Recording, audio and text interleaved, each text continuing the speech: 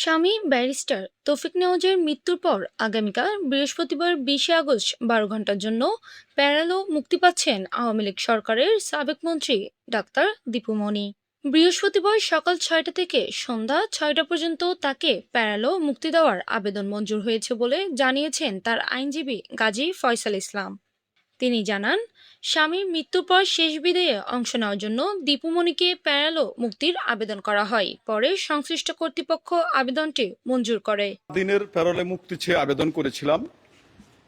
তো জেলা প্রশাসক মহোদয় আমাদেরকে 12 ঘন্টার আবেদন মঞ্জুর করেন, প্যারোলে মুক্তির আবেদন মঞ্জুর করেন।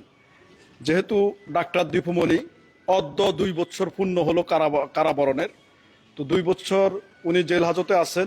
ইতিপূর্বে তার হাজব্যান্ড অসুস্থ ছিল দীর্ঘদিন। আমরা একাধিকবার কারাগারের বাহিরেও সাক্ষাৎ করার একটা অনুমতি চেয়েছিলাম, মিলে নাই। আজকে মৃত্যুতেই একটা প্যারোলে মুক্তি মিলল।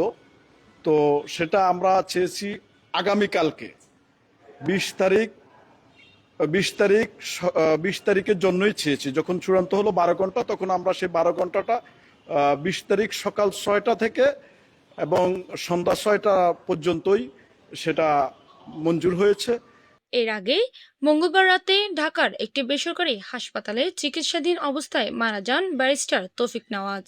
তার মৃত্যুর খবর ছড়িয়ে পড়ার পর কারাগারে থাকা দীপু মনির প্যারালো মুক্তির বিষয়টি আলোচনায় আসে। বর্তমানে মুন্সিগঞ্জ জেলা কারাগারে রয়েছেন সাবেক এই মন্ত্রী।